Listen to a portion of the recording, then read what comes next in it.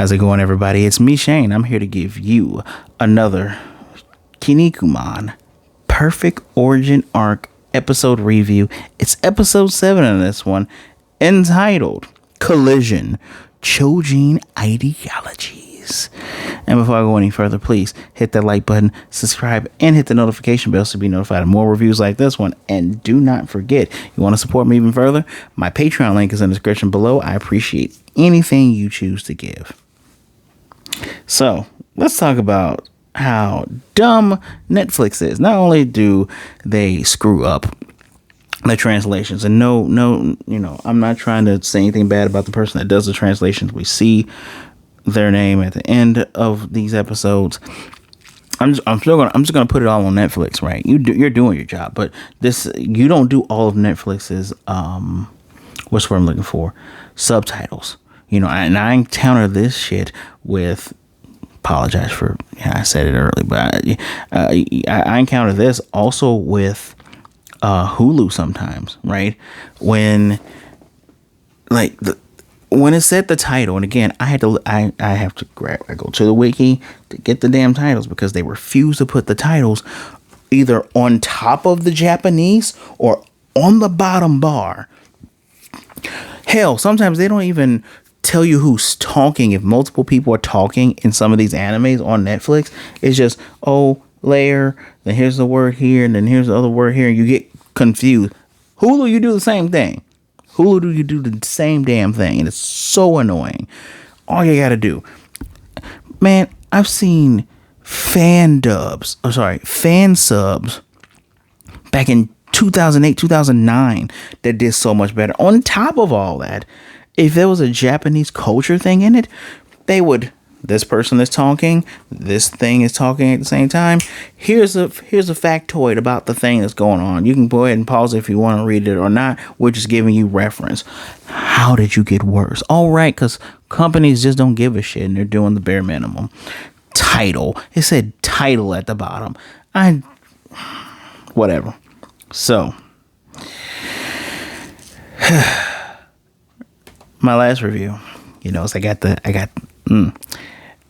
So my last review ended where he's gonna cut off his head. He did cut off his head. He cut off Dalmatian Man's head and just roll. I'm kind of surprised they show you the head. They don't show you when he cuts it. They show the body fall and they show the head fall, and then they show just the head. And yeah, he cut it off. And Geronimo was right back in episode 4. I think when people were cheering for them back in episode 4, which, you even had, Buffalo Man going on, man. It feels kind of nice to have people cheer for the Akuma Choujin for once. But he was right. They had all ceremonies, and Terry's appalled. He's like, you already had the match won. Why? And Black Hole says, he states what their whole deal is. Look, Perfect Choujin will take responsibility for their defeat with death. While that may sound honorable, it's all for appearances. I'm not letting him kill himself. They were instructed by their leader to burn their self-serving platitudes into ember and ash. Kia ka. That's how he laughs. Kia ka. And you have Fishman, Amazon, come around to Amazon. Well, exactly. We don't like the Seigi Choujin, but we absolutely hate arrogance and conceitedness of the Perfect Choujin bastards. And it's kind of like a mutual respect thing. The Seigi, they aren't going to be arrogant. They aren't going to brag. They're going to battle. And then they're going to try to be your buddy and hug it out. But there is a level of arrogance and conceitedness in the perfect numbers. You all showed up, you jumped Geronimo, who was like in tears of wrestling. He's like mid card, maybe lower mid card guy. And then y'all do your special moves, and then as soon as Kinnikuman shows up, he's like, all right, I'm here to fight everybody. And it's like, oh yeah, you see the knees are shaking, and you can laugh on the outside, but his pedigree. So you go, nah, we really wasn't gonna do that, dog. We gonna fight all y'all. Turn into a giant gun, shoot into the ground, and then shoots across the world. It is annoying. Oh man, in order to atone for this defeat, I gotta kill myself. Or you could just get stronger and come back. I'm just saying. I'm just saying. But yeah, no, I it's hard for me to disagree. So, like the announcer says, and like the title says, it is a battle of three different ideologies, right? You have the perfect Choujin, where strength is all that matters to them. You have the Akuma Choujin that fight on behalf of their unknown leader. And then you have the Seiki Choujin, who seek to fight to build friendships with their enemies, which is pretty damn noble. I mean, if you've ever seen two boxers that actually respect one another, you know, before, during, and after a fight, it's good sportsman like behavior. Just saying. Or even when Evander Holyfield and Mike Tyson eventually became friends. You know, Mike bit his whole ear off. Even made edibles that look like little ears. It's kind of funny.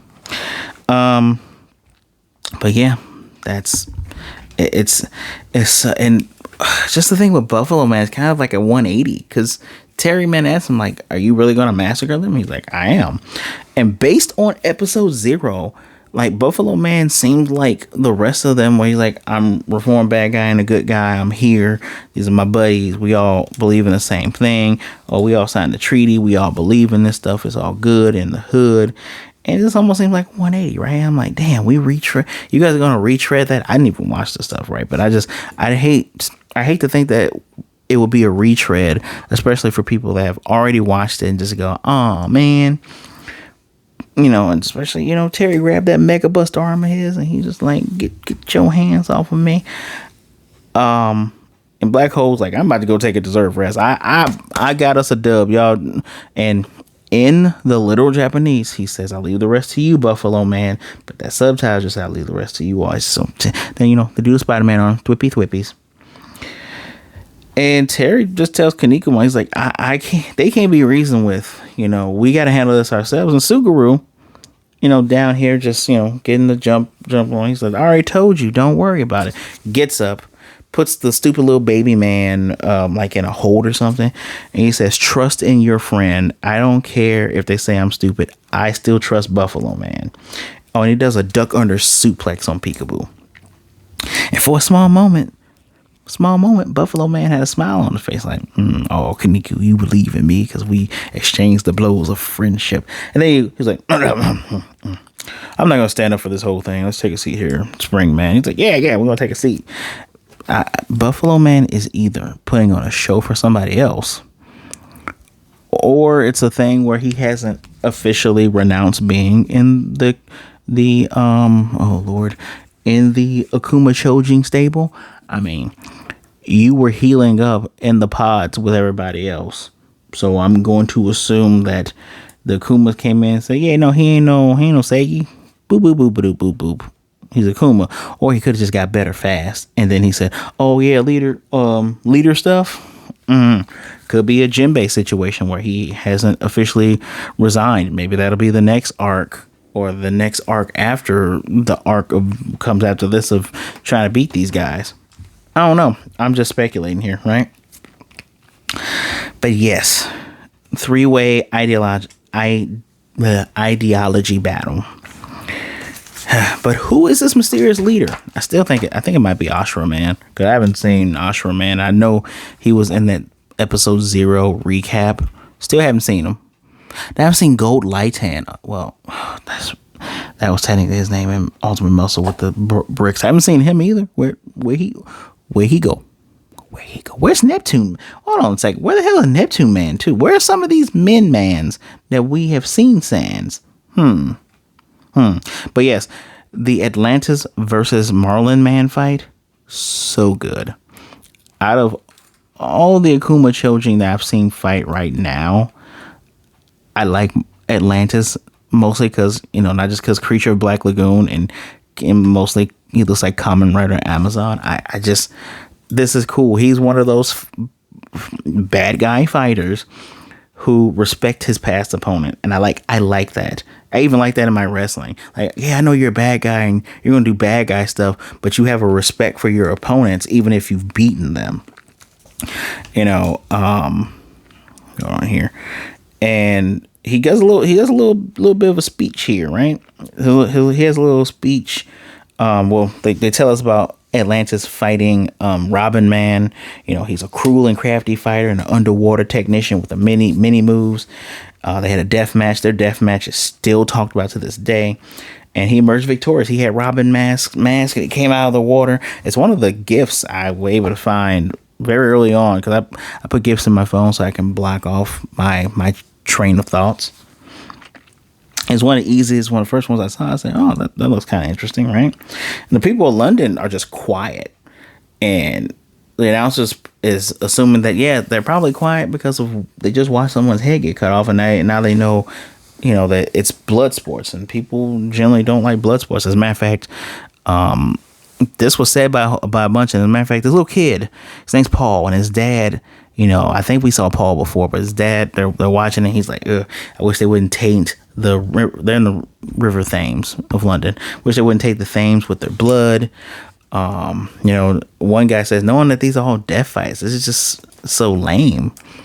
And yeah, hey, some people don't like death matches.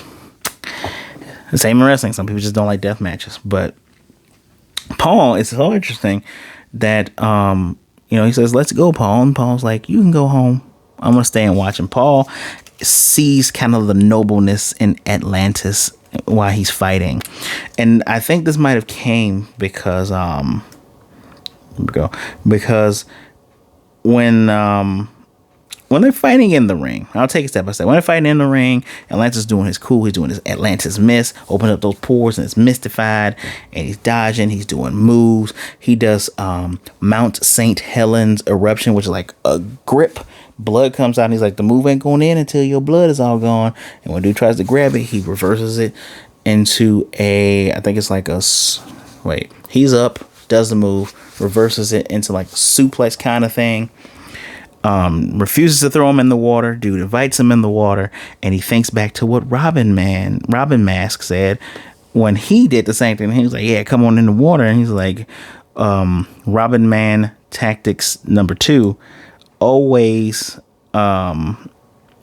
reject an opponent's invitation. And so he's taking some clues from his buddy, right? Wait a minute. Before let's talk about these stats for. Oops. Let's talk about these stats real quick. We're gonna get some stats in. Get some stats. Cause stats did come in early. Oops. I keep Xing out. Did I actually write that in there? Is he? No. I feel like that's still in there for the dog. No, it's right. 202 centimeters, which makes him 6'6", still normal, and 134 kilograms, which makes him 295. So he's 300. I'm gonna guess Budo is gonna be like 2,500 pounds, because he looks like a solid mass of just massiveness. And so what other moves we got going here? He does like water magnum, Atlantis water magnum. So he kind of puffs up and does a hydro pump, a water gun, right?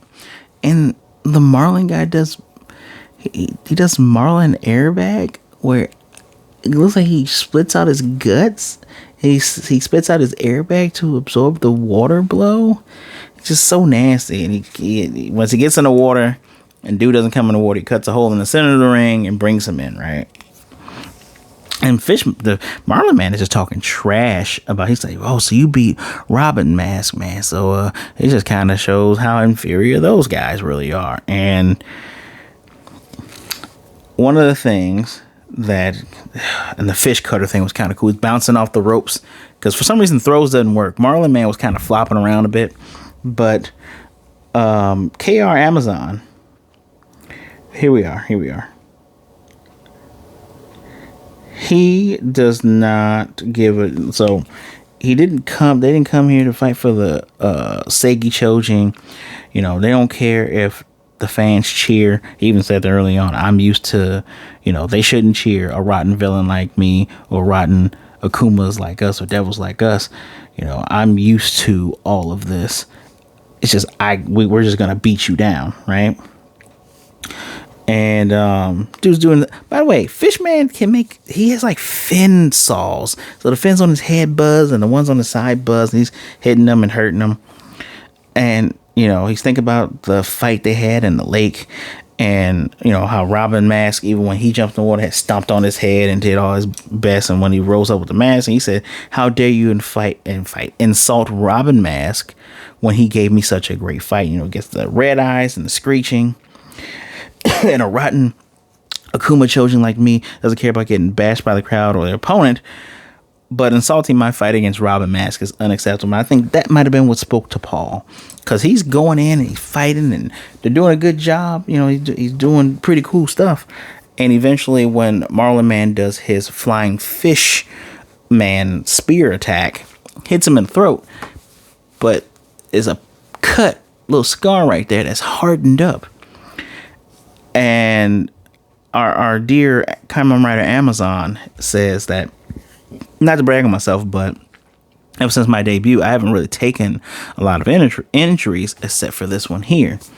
And I got this one from Robin Mask. He did a double drop kick straight down, cut his neck.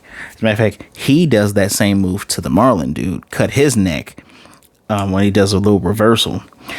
And ever since he said, Choujin all know the scars are weak points. So we see a quick montage of like Black Hole kicking the spot until he falls off of chains and bleeds. He's on a spike and Spring Man is on him while it's digging into his neck, and you got the mountain chopping it.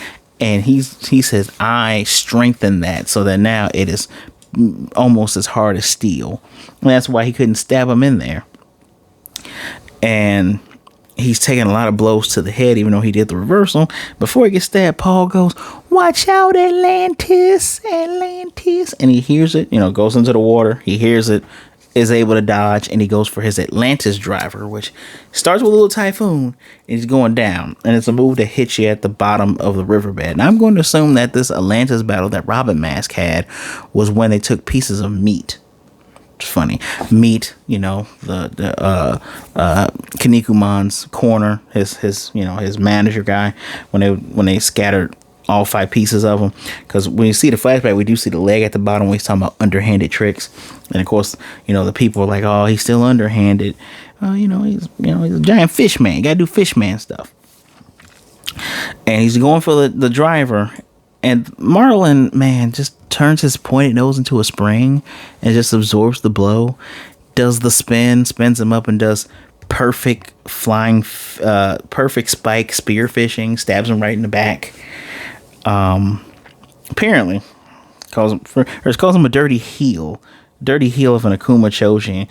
And he surmises that even though they're both underwater Choujin, Marlin Man's body gives him an advantage in the water, because he turns and he moves around fast. When they're on the land, he did a little floppy thing so he can move about. I love the trash talking, because Atlantis said, "Yeah, we're both aquatic, but it looks like your ground game isn't good." And he's like, "No, my ground game is just as perfect as my underwater game. I'm the perfect water man." So this is where the episode ends. This almost made me wish I would have waited until next week, because I want to know the end of this fight. If you haven't guessed by now, this is a 5 out of 5 match. Atlantis is probably my favorite Akuma Choujin. Probably after Buffalo Man. I like Buffalo Man's design a lot. And honestly, out of all of the perfect Choujin we've seen, I did like the design of Max Radial. So it kind of sucks that he got knocked out first or killed first. But I initially made fun of Marlin Man. Personality wise, he's the least annoying between like Dalmatian dude, Crush guy is annoying. How do I feel about Turbo Men's? Turbo Men's is like he's a good villain. He's a good villain, because I'm looking forward to seeing him get beat, because what he did to Cassette King. But I don't know, something about Marlin Man. Marlin Man seems alright. He seems alright. But that Kamen Rider Amazon, that Atlantis, that's my dude. Hopefully he pulls in a win, then it'll be a 2-2 wins here, because Mountain's gonna get broken up by Budo. I got a feeling we're going to see who Budo really is, and he's probably going to break Mountain into a bunch of pieces, and then it's going to be like, all right, it's my turn, but I need Kinnikuman to finally do like Muscle Millennium is second generation move. Needs to hurt me do Muscle Flex on Peekaboo Babyface Man. Just now I'm thinking of Babyface singing Whip Appeal. That's funny, right? 5 out of 5. Good job, Atlantis. Another good fight. Nothing really soiled this. Love the callbacks. I like the character's personality. Let me know what you think in the comment section down below. Please hit that like button, subscribe, and hit the notification bell to be notified of more reviews like this. And if you want to support me even further, my Patreon link is in the description below. Guys, thank you. I appreciate all your patience. I appreciate you sticking with me. Just know that I do my best to get back to things, and I still owe my Pokemon people some Pokemon stuff, so I got to get on that. If you're coming here from my social medias, I thank you as well. I know I've been slacking in that. We're getting back on track. All right. So please be good, be blessed. Wash your hands, drink some water, take care of yourselves, be good to yourselves, be good to others. Either way it goes, please don't be a jerk. All right. And, you might not be a jerk, and you might think you are. I know, if you're having bad thoughts and you're feeling down in the dumps, reach out to somebody, all right? There are people out there that would rather talk to you today than to miss you and mourn you tomorrow, all right? All right. My social media is in the description below. Give me a follow, send me a message, say hi, and, just don't be a jerk, and we'll be good, all right? All righty then. I cannot wait until we muscle into next week. It's gonna be a barn burner. Whew, a slobber knocker indeed. I'll see you then. Oh yeah.